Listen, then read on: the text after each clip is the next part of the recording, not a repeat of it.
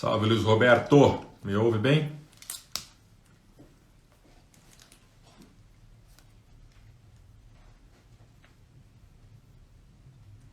Grande Michelotto, Trisolini, Agnaldo, Maurício Ferrante. Salve, Rafael Guedes de Castro. Alegria estarmos juntos. Agora sim, ao vivo, Juliano Cortinhas, diretamente de Brasília, da UNB. Vamos agora com a tua presença. Vamos com tudo.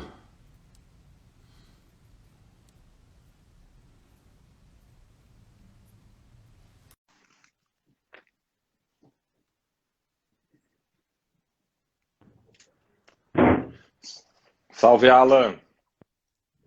Salve, mestre. Uma boa tarde a todos. Me ouve bem? Sim, otimamente. Legal. Deixa eu ficar um pouco mais claro. Show de bola. Fique tranquilo. Se você Muito quiser obrigado. levantar um pouquinho ou abaixar um pouquinho a câmera só para te pegar um pouquinho mais. Aceito? Aí, legal. Aí ficou show. Show de bola. Show. Pessoal, a gente está começando a nossa live de hoje com Alan da Silva Bernardo. O Alan é pós-graduado na BDConst, Academia Brasileira de Direito Constitucional.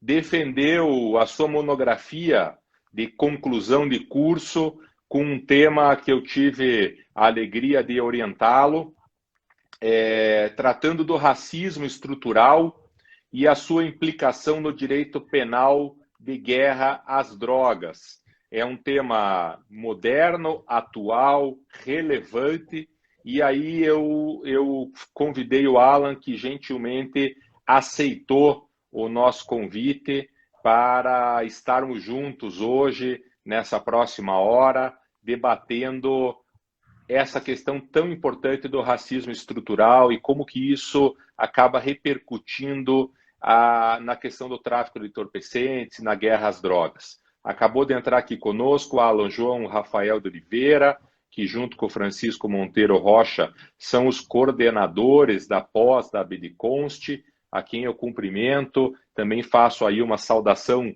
especial a todos que estão nos acompanhando, recomendando fortemente a pós da BDConst, que na minha opinião hoje é a melhor pós em direito penal e processo penal no Brasil.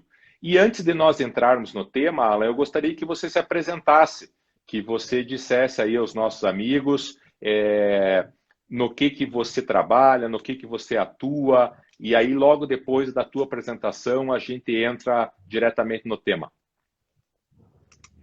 Sim, inicio cordialmente cumprimentando meu grande mestre e orientador, o professor Marlos, que me conduziu brilhantemente para que eu conseguisse êxito na finalização dessa monografia.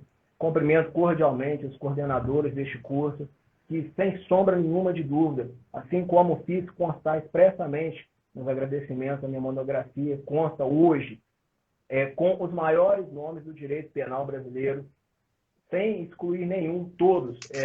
Tenho hoje o grande mérito, a grande honra de ter tido aula com os maiores advogados, os maiores penalistas do direito atual brasileiro. E gostaria de agradecer imensamente a todos que gentilmente estão dedicando aí um pouco do seu tempo para nos ouvir hoje. Legal. Você tá em Minas Gerais. Isso aí. Sim. Pois bem, eu sou advogado, sou pós-graduado agora pela BDConst em penal, processo penal, atuo no direito criminal, me formei no ano de 2015 pelas Faculdades Integradas Viana Júnior. Antes de me formar, tive a oportunidade de estagiar na Justiça Federal com o juiz federal Marcelo Mota, tive a oportunidade também de estagiar na Defensoria Pública da União e na Procuradoria. Atualmente, atuo aqui associado ao escritório Aquino Silva, a quem também agradeço a oportunidade e a todos que estão presentes aí também nos acompanhando nessa live. Legal. Eu não posso deixar de cumprimentar a Grace, advogada em Brasília, que está nos acompanhando, dar um abraço fraterno ao Valdir Xavier, advogado amigo de Fortaleza, no Ceará, Ricardo Alberto Escher, ex-presidente da subseção de Araucária aqui no Paraná, e tantos amigos de Curitiba e todo o Brasil que estão nos acompanhando.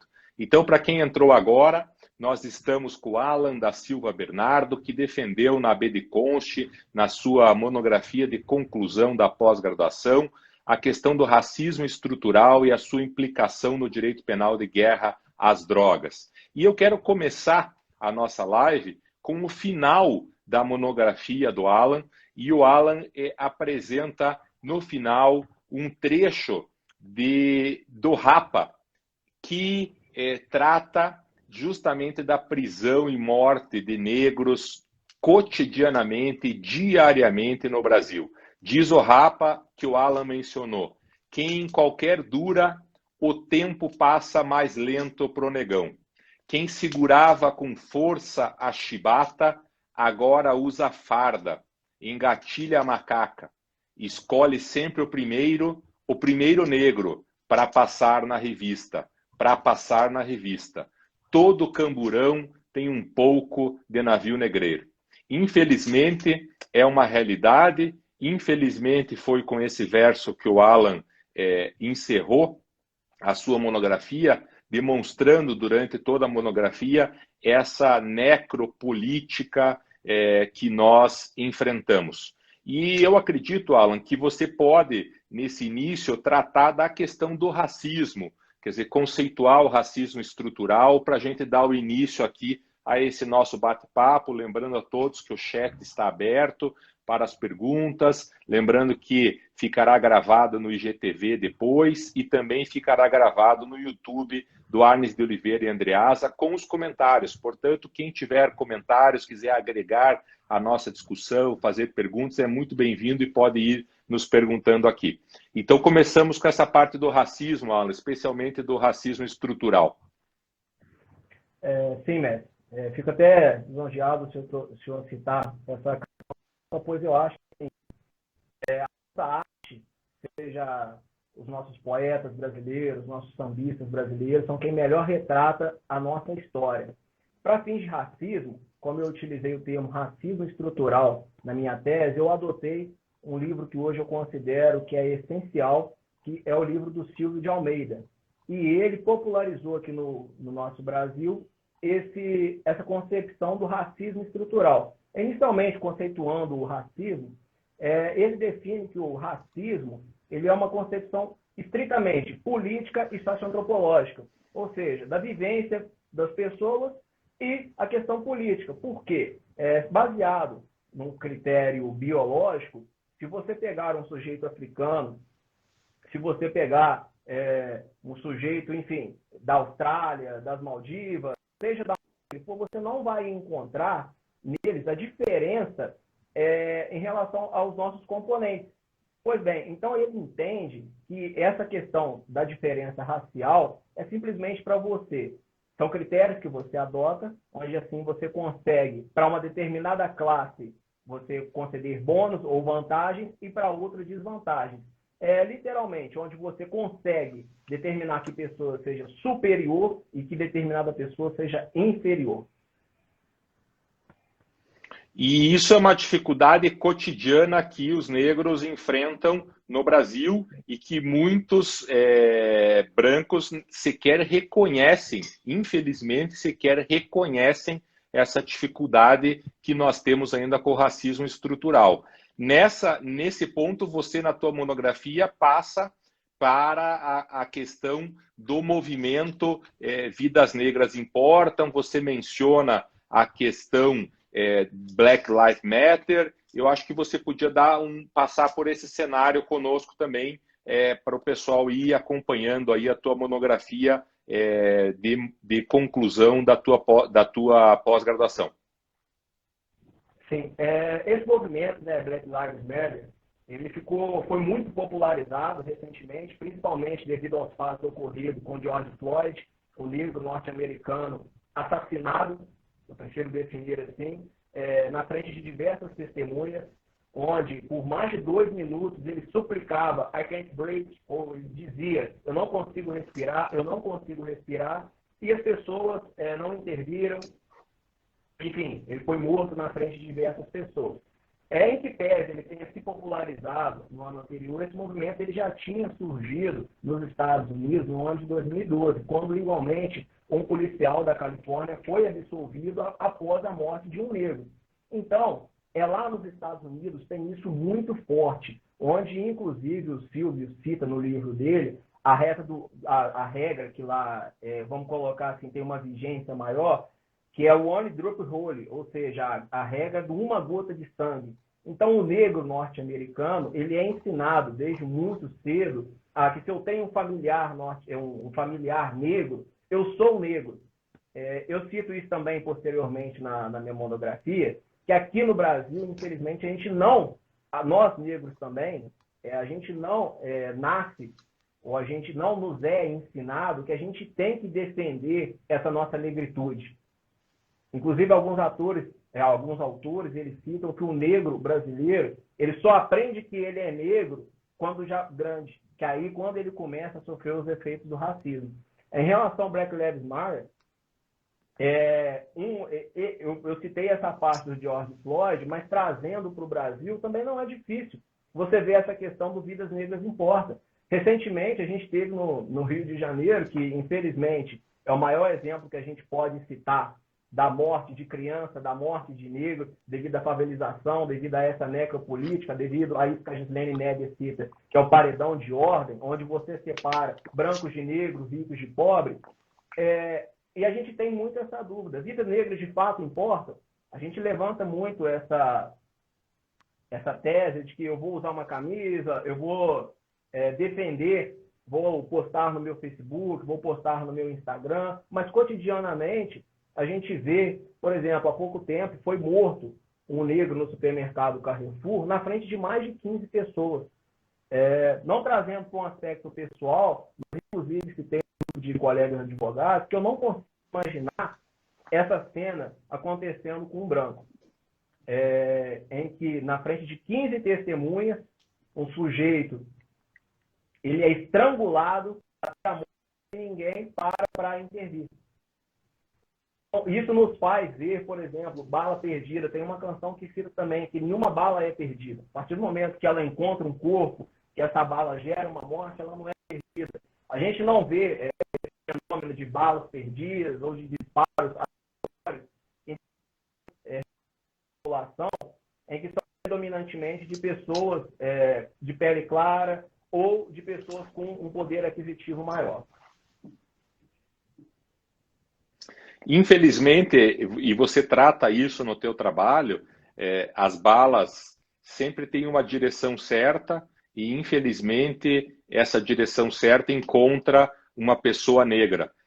Está conosco aqui, Alan, o André Luiz Nunes da Silva, que é advogado importante aqui no cenário paranaense, foi presidente do Centro Acadêmico Hugo Simas final da década de 80, começo dos anos 90, e o André é a minha fonte de referência sempre nesse assunto relacionado ao racismo. Quero agradecer a presença dele. O Alan Bernardo da Silva está tratando conosco do racismo estrutural e nós vamos chegar no impacto que isso causa no combate às drogas. Eu não posso deixar de mencionar, Alan, que você trazendo essa questão do racismo à brasileira, nós temos, e você menciona isso na tua defesa, o Roberto da Mata coloca de forma muito importante o mito que é a democracia racial brasileira, deixando claro que essa democracia racial brasileira só existe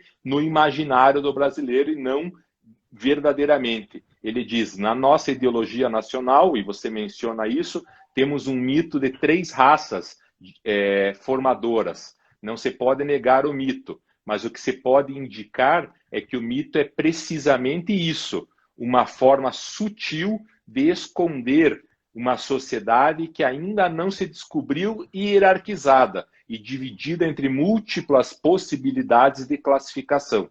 Então, diz o Roberto da Mata que você menciona, o racismo à brasileira torna a injustiça algo tolerável e a diferença uma questão de tempo e amor. Eis numa cápsula, diz o Roberto da Mata, o segredo da fábula das 3 raças. E nessa tua fala isso fica muito exemplificado. Nenhum de nós que está aqui consegue imaginar um branco sendo espancado no Carrefour por 15 pessoas, sendo morto, e a palavra que você usou é correta, é um assassinato, não é uma morte, é um assassinato, é um crime. A gente não consegue imaginar um branco sofrendo a mesma coisa sem que alguém interfira. Mas todos os dias nós encontramos um negro sendo morto dessa forma, crianças sendo mortas com as chamadas balas perdidas, que você deixou claro que de perdidas elas não têm nada. E o racismo causa uma segregação. Você passa por isso no teu trabalho, né, Alan? Sim, exatamente. Essa questão, eu acho que o Roberto da Mata ele é perfeito nessa colocação dele, do mito dessa nossa democracia racial. Eu gostaria, inclusive, de recordar uma frase que eu cito do Fernando Fernandes, que ele cita, Florestan Fernandes, perdão, que no Brasil a gente desenvolveu o preconceito de ter preconceito. No Brasil, a gente não se assume como racista. E, recorrentemente, hoje nós vemos no Instagram, no Facebook, etc., as pessoas replicando muito aquela frase da Angela Davis, que não basta não ser racista, é necessário ser antirracista. Mas é o que a Djamila Ribeiro cita no pequeno manual antirracista dela. Para a gente ser antirracista, primeiro a gente tem que se reconhecer racista. Infelizmente, a gente ainda não se reconhece em território brasileiro como racista. E esses efeitos são todos nada mais, nada menos do que racismo. Em relação a essa segregação, foi até um termo utilizado anteriormente por mim, que a Gislene Neber cita na obra dela, no Brasil há, de fato, aquilo que a gente chama de paredão de ordem. Então, quando você vai, por exemplo, que é mais próximo aqui de Juiz de Fora, onde eu resido, no Rio de Janeiro, que você passa em uma determinada região, existem, de fato, tapumes que separam a favela da região central. Isso, vou buscando lá no fundo histórico, ele tem uma formação social brasileira. Por quê? O Brasil, todos conhecemos, né? Ele foi colonizado, entre aspas, né? Diversos escravos vieram para trabalhar aqui. Só que em determinado momento, nós brasileiros, até naquela época, os fazendeiros, etc., influenciados, inclusive, por Charles Darwin, a teoria lá da supremacia e etc., a gente acreditou, e aqui chegou um certo ponto que você tinha 70% de negros e 30% de brancos. E todos esses negros escravizados e os brancos dominavam essa população negra. E isso a Gislene cita que foi chamado de um medo branco, pois esses negros, eles sequer tinham a noção do poder que eles tinham. Pois se eles soubessem, eles poderiam, de fato, se rebelar e etc., mas aquilo que foi feito, a gente pode citar Zumbi do Palmares, entre outros, mas essa questão do paredão, me atendo agora à indagação especificadamente, por quê? Esses negros, quando eles foram libertos, o Brasil ele fomentou uma teoria de trazer pessoas brancas para dar uma embranquecida de fato na população, tendo em vista que a maioria da nossa população eram de negros. Por isso que também é dito corriqueiramente que os meus ascendentes também vieram no Brasil para trabalhar, onde pessoas contestam inclusive políticas de cotas e etc. Só que a condição desse negro ela foi diferente, porque esses brancos, tendo em vista que eles foram trazidos e isso foi fomentado pelo Estado, eram dadas a essas empresas que davam emprego para esses brancos incentivos fiscais, ou seja, abatia o imposto dessas empresas para contratar brancos, e aqueles empregos que até então eram feitos por negros foram dados aos brancos. Esses negros eles simplesmente foram relegados. Então, eles não poderiam mais trabalhar naquelas fazendas que até então eles trabalhavam como escravos. Na cidade, eles não conseguiam emprego nas indústrias, pois eram dados prioritariamente aos brancos. E, na maioria das vezes, também se pedia uma certa instrução que aos negros não eram dadas, porque eles não tinham acesso à escola. É inconcebível naquela época você aceitar, um branco aceitar, que o filho dele estudasse na mesma escola que o negro. A gente teve um período da escravatura em que dentro da igreja o negro não podia pisar na mesma igreja que o branco estava. Então, qual que foi a solução desses negros? eles vieram, notadamente, para a cidade, porque não tinha lugar para eles trabalharem na zona rural, vieram para a cidade. Essa cidade, nela, já tinham os brancos que tinham uma condição financeira avantajada e que tinham mesmo esses negros. O que foi feito? Tentaram expulsar ele. Qual foi a forma que eles encontraram na época? A favelização. Inclusive, a gente teve recentemente uma novela da Globo, das 6, que tratava disso, em que o protagonista era o Lázaro Ramos. Então, esses negros eles passaram a ocupar as favelas. Então, tem um motivo histórico para que as favelas hoje elas sejam predominantemente habitadas por moradores negros e pardos. Inclusive, eu citei na minha monografia um evento que aconteceu em Alphaville, em que um sujeito bastante alterado supostamente teria agredido a esposa dele. Quando o policial vai abordá-lo, ele cita para o policial que ali não. E ali ele cita expressamente isso. Ali ele era um merda, que ali ele era Alphaville. E isso demonstra exatamente a segregação que a lei faz. Pois nós não conseguimos imaginar dentro de uma favela ou dentro de um bairro mais humilde, um negro ou uma pessoa de uma condição financeira inferior falando isso com um policial e saindo daquela forma. Essa parte do teu trabalho, ela me chamou muito a atenção, porque você faz uma construção histórica que necessita ser conhecida para que, como você disse, nós todos sejamos antirracistas. Primeiro, precisamos nos descobrir racistas. E essa construção histórica, e que você rapidamente está nos trazendo, ela possibilita justamente enxergar o racismo como uma forma de controle social, né? E esse é o último ponto do teu trabalho antes de nós entrarmos no ponto principal ainda, que é a questão de como que isso influencia na guerra às drogas. E aí eu já trago duas perguntas que nós podemos responder conforme você quiser, não precisa ser agora, mas conforme você for mencionando essa questão do controle social.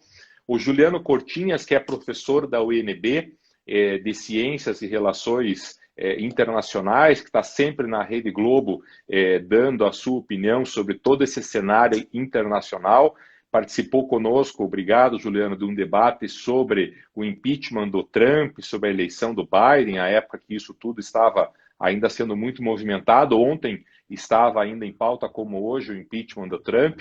E o Juliano nos pergunta em que medida a chegada ao poder do Bolsonaro e do Mourão contribuem para o aprofundamento do racismo estrutural e individual dos brasileiros. E também o Marcos Michelotto, que é delegado aqui no Paraná, atualmente na chefia do Instituto de Identificação do Estado do Paraná, que faz um trabalho belíssimo de investigação de papiloscopistas, de técnicas de investigação, um trabalho fantástico. Ele coloca, justo concordando com você, a meritocracia dificulta equilibrar as condições entre brancos e negros.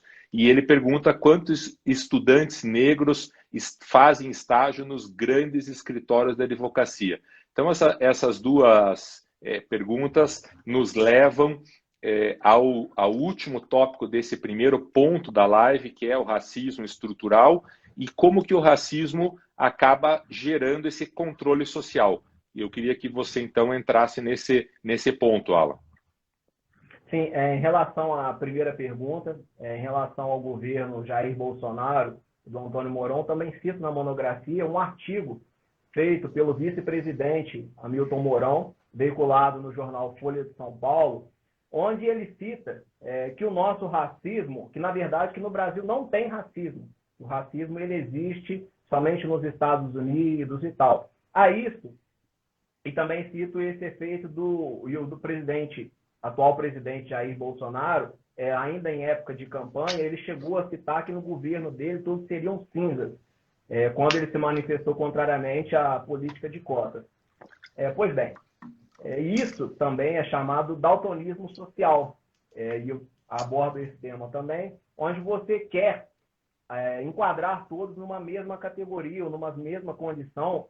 E a meritocracia, engatando agora, dentro do terceiro comentário, o professor Silvio, no livro de racismo estrutural dele, ele cita inclusive isso, que embora a meritocracia nesse sentido, como argumento de legitimação, ela somente prejudica.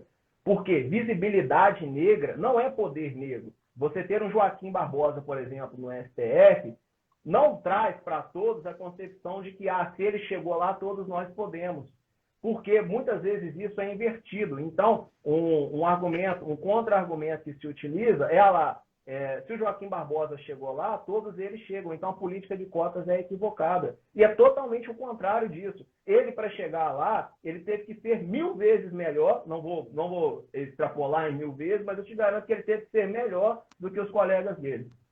Porque um negro de origem simples, que é, em regra, a maioria da população negra do Brasil, até porque a gente teve, arredondando aí, praticamente 400 anos de escravatura numa história de 521 anos.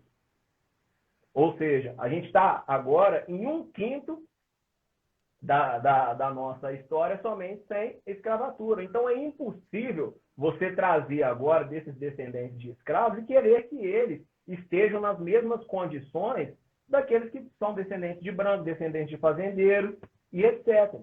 Porque, e nesse ponto, a meritocracia, ela prejudica muito. O Silva aborda extremamente bem esse tema no livro de racismo estrutural dele. Não a meritocracia em si, mas esse discurso de meritocracia que invalida o racismo que nós sofremos.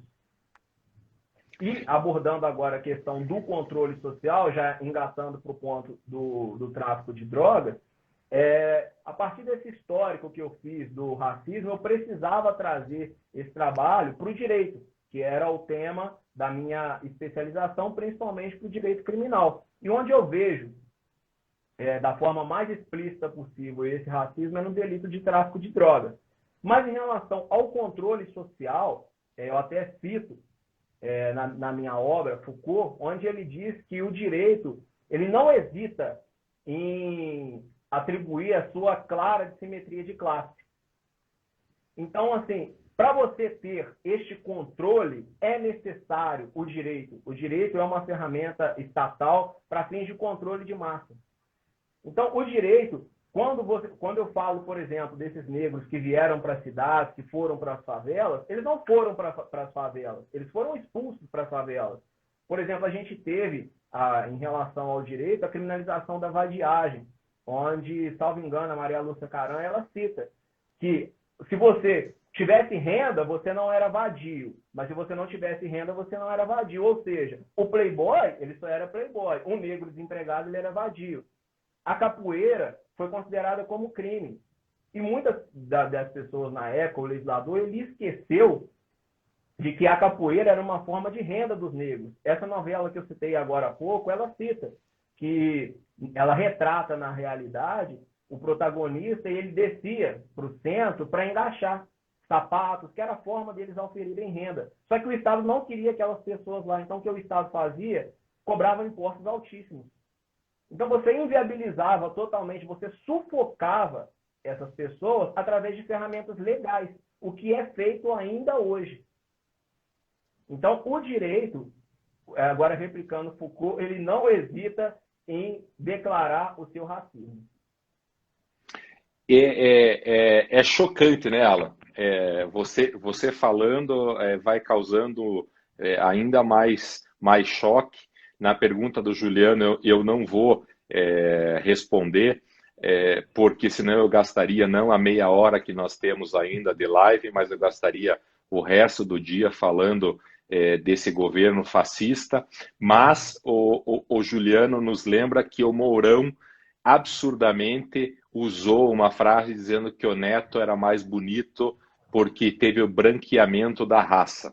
Quer dizer, este é o racismo que nós vivemos hoje, com esse desgoverno, com esse governo fascista, miliciano, e que já há mais de ano eu venho defendendo, por conta de crimes comuns e crimes de responsabilidade, a necessidade do impeachment desse desgoverno. Mas isso é assunto para outro momento, porque agora a gente está aqui com Alan Bernardo, que está tratando de um trabalho muito legal que ele fez na conclusão da especialização em Direito Penal e Processual Penal na BDConst, e tem a Priscila aqui elogiando que o tema é super relevante, o Oliveira, advogado de Brasília, dando os parabéns pela apresentação e pelo trabalho que você apresentou. A Bruna Valentim dizendo que o tema é super relevante, perguntando se a live vai ficar gravada. Sim, Bruna, a live está gravada, vai ficar gravada no IGTV, aqui no Instagram,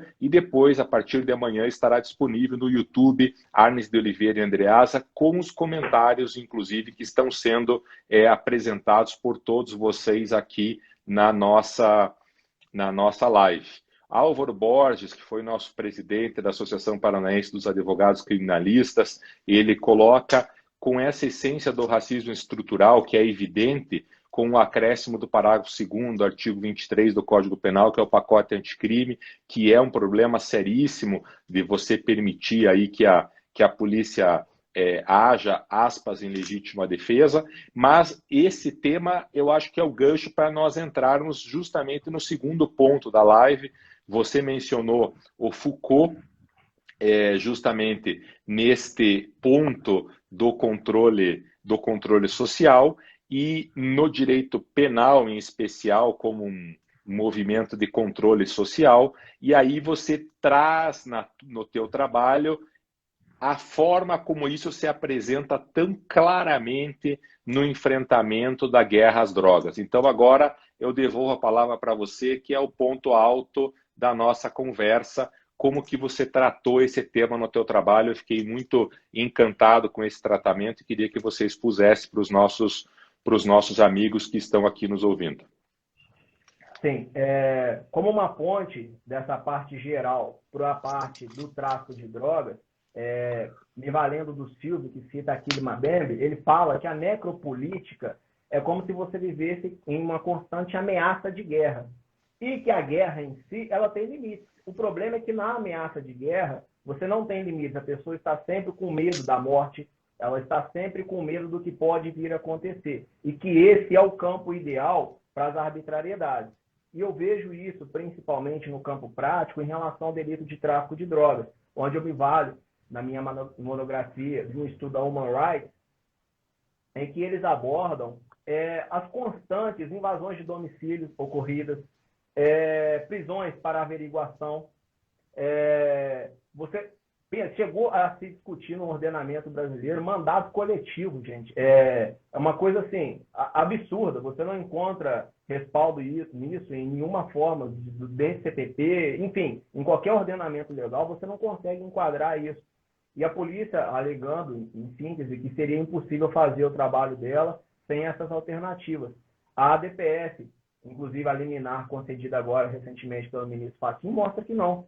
Inclusive, os efeitos dela foram extremamente vantajosos, onde algumas pessoas citam que, infelizmente, aproveitam algumas coisas que acontecem para dizer, tá vendo, a culpa é do STF que está proibindo a polícia de trabalhar. Nada disso. Enfim, em relação a homicídios e tudo, só decresceu, só caiu.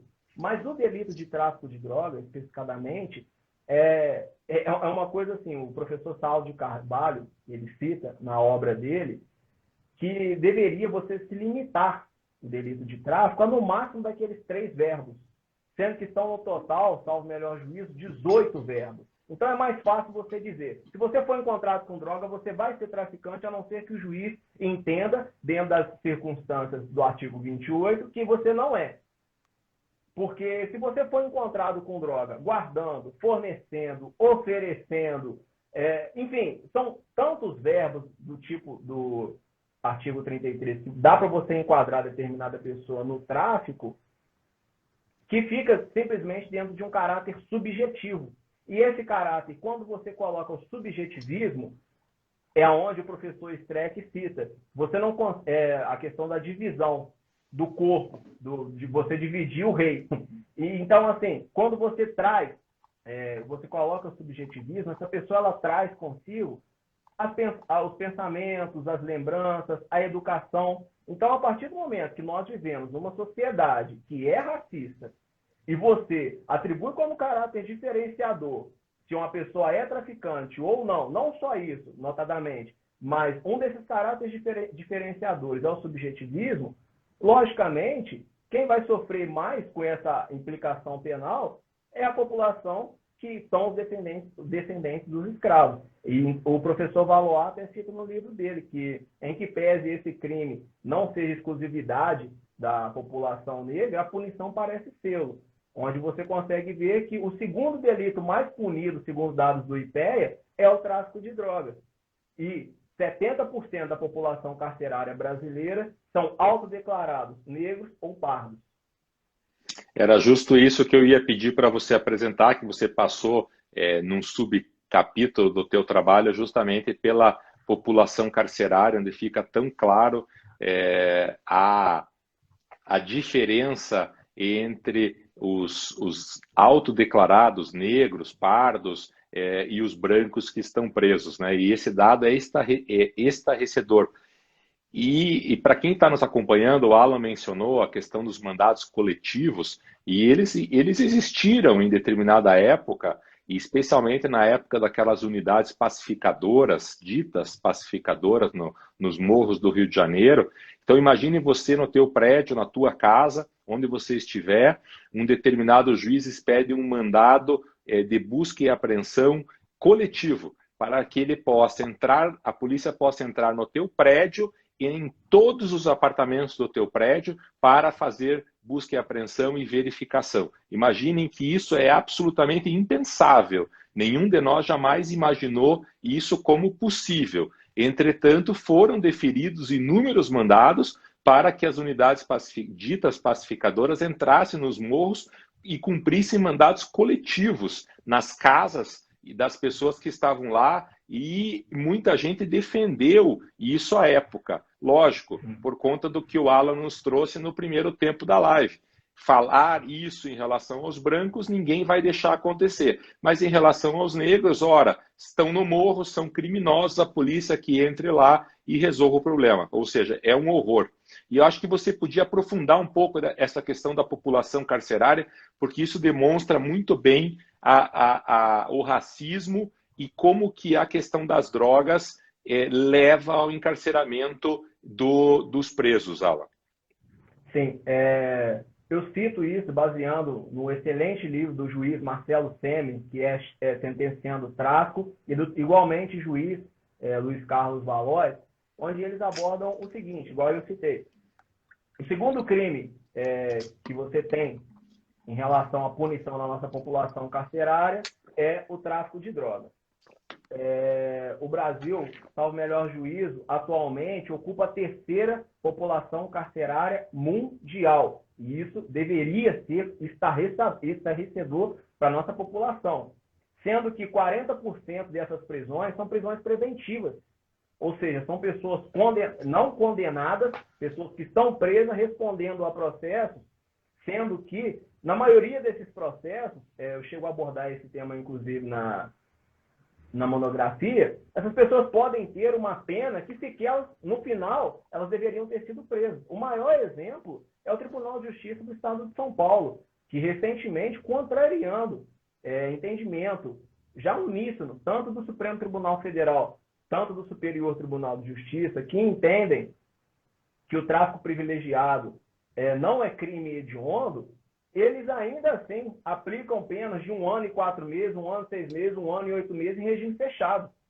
Isso, notadamente, o próprio ministro Luiz Roberto Barroso admite, no voto que ele proferiu pela descriminalização do porte, na verdade, da posse de drogas, do artigo 28, que você está prendendo formiguinhas, que são as pessoas que são, né, na maioria dos casos, aqueles jovens negros que pegam pequenas quantidades de drogas para vender.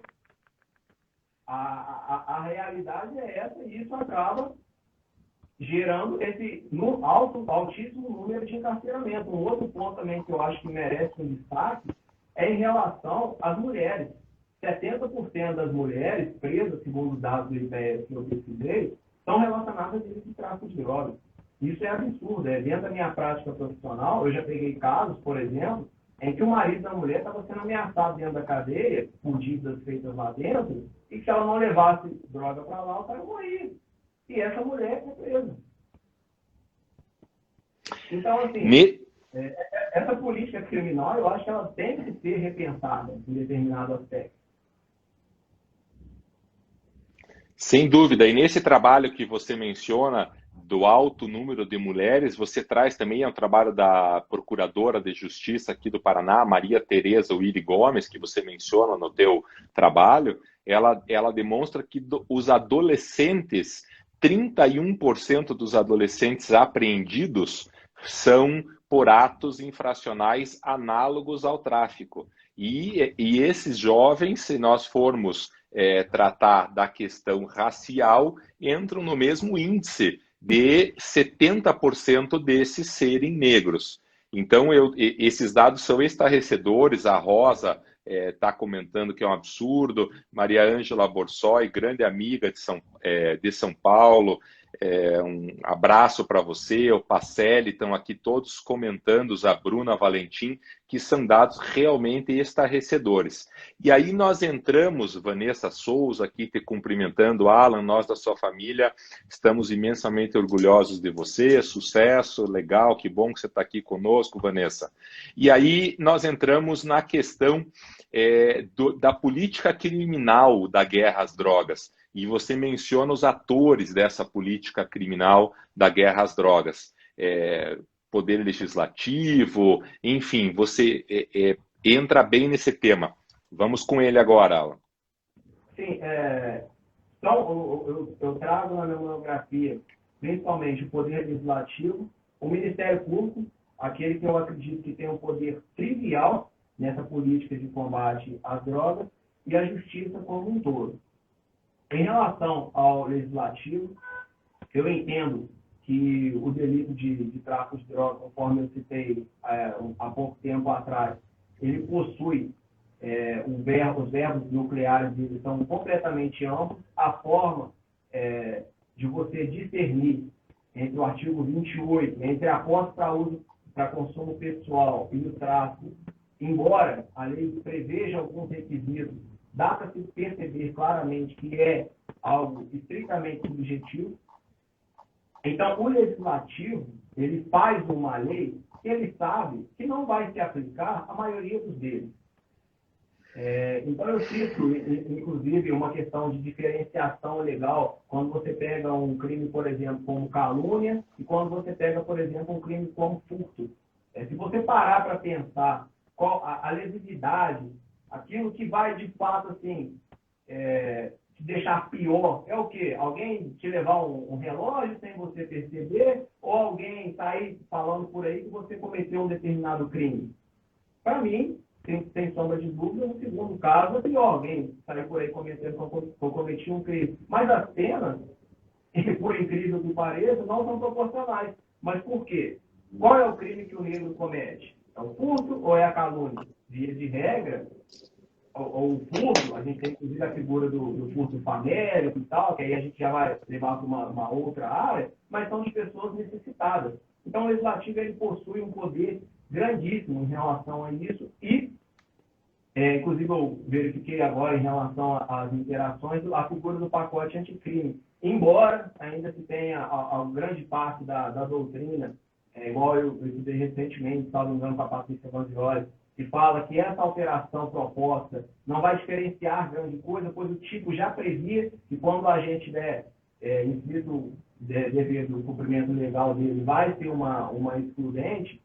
Eu entendo que, na realidade, isso vai servir na aplicação penal para uma forma deliberada de você excluir a culpabilidade de policiais que, quando no combate à droga ou de invasões de favelas e etc., para absolver essas pessoas.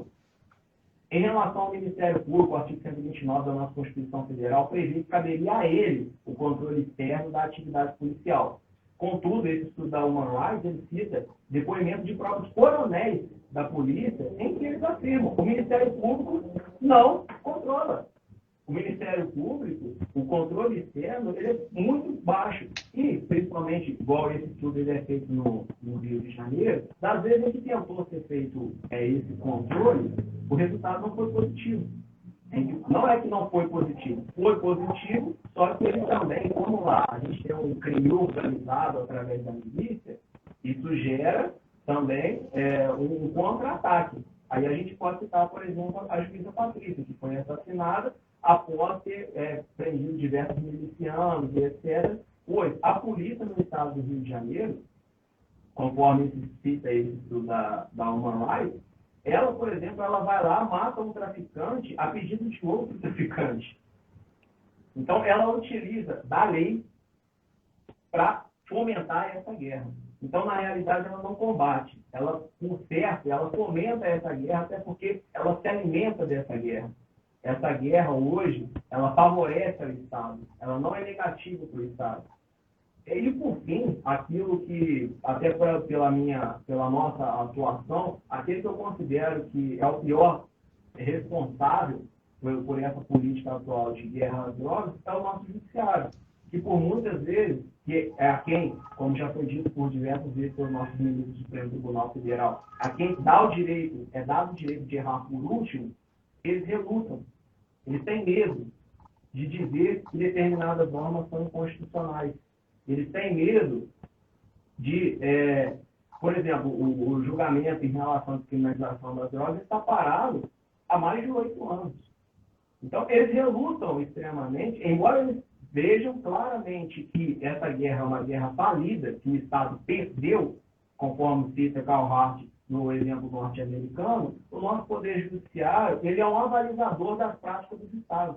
Pois, por exemplo, a gente tem a súmula do Tribunal de Justiça do Rio de Janeiro, que cita que o simples depoimento de policiais é suficiente para você prender uma pessoa. Ou seja, o delito de tráfico de drogas você precisa somente de policiais. Porque ele entra na favela, ele pode entrar dentro da sua casa sem mandado de busca, porque o Ministério Público não faz o controle externo como deveria ser feito, então eles não têm medo de uma retaliação devido a isso. Se achar alguma coisa, você vai ser preso em flagrante, não é necessário testemunha, porque a única testemunha é o próprio agente que te prendeu. O Ministério Público oferece a denúncia, o juiz acata e a pessoa é presa. Não existe cenário mais ideal possível no mundo para você forjar uma prisão. E nesse exemplo, pessoal, que o Alan está dando, para quem vive o dia a dia forense, é impressionante. Quer dizer, você tem uma pessoa que comparece em juízo após a denúncia, normalmente pobre, normalmente negra, normalmente sem um advogado particular constituído. Essa pessoa está denunciada e contra ela tem a seguinte prova: 2 testemunhas. E essas testemunhas, invariavelmente, são os 2 policiais que efetuaram a prisão da pessoa. E esses policiais, obviamente, confirmam aquilo que eles disseram 1 ano, 2 anos, 3 anos antes daquele fato.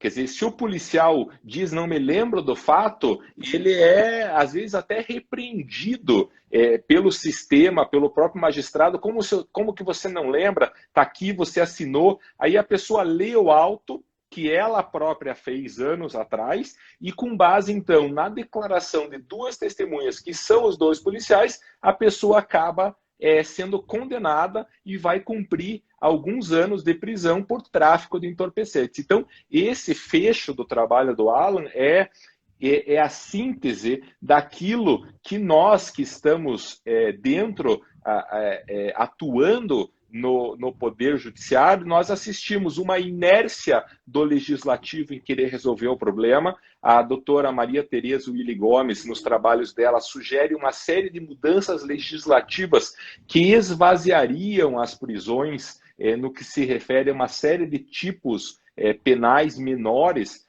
Essas mulheres que são presas, esses adolescentes que são presos, muitas vezes estão presos ali por uma circunstância ligada ao pai, ao marido que está preso, e ela sugere isso, o Legislativo faz vistas grossas, o Ministério Público não controla a polícia está envolvida na guerra entre as facções do tráfico, tem muitos artigos e livros hoje sendo escritos aí sobre o PCC e que passam pelo Comando Vermelho, pelo Amigos do Norte e por todas as outras facções criminosas que dominam os presídios, e demonstra claramente isso que o Alan trouxe no trabalho dele, que é esta guerra que a polícia faz parte, e ao final o judiciário, que o Alan justamente, além de dizer, escreveu o judiciário como avalizador da guerra às drogas. Então, eu realmente Fiquei muito contente quando recebi o trabalho do Alan na conclusão da sua pós-graduação na BDConst,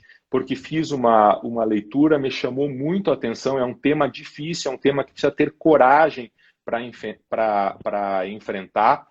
A Flávia Tayane está aqui dizendo que o sistema prisional e judiciário é extremamente racista e classista. O Vitor está dando parabéns ao Alan pela pesquisa, a Thaís dando parabéns, que foi realmente excelente a tua apresentação. E aí, Alan, nesse final eu gostaria que você fizesse o fecho do teu trabalho. Nós estamos aí com 50 minutos de live, então como que você fechou o teu trabalho que ficou tão bem estruturado aqui na apresentação.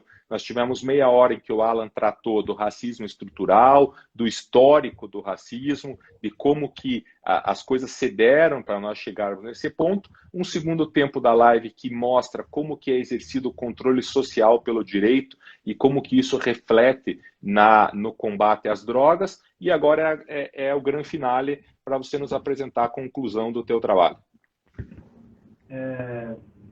Nas conclusões, assim, fazendo topicamente, que não há dúvida de que existe um racismo no Brasil e que nós devemos nos reconhecer como racistas e, através desse nosso reconhecimento, ter atos e ter práticas antirracistas, que o nosso direito ele é a principal ferramenta para manter esse racismo ainda hoje vigente.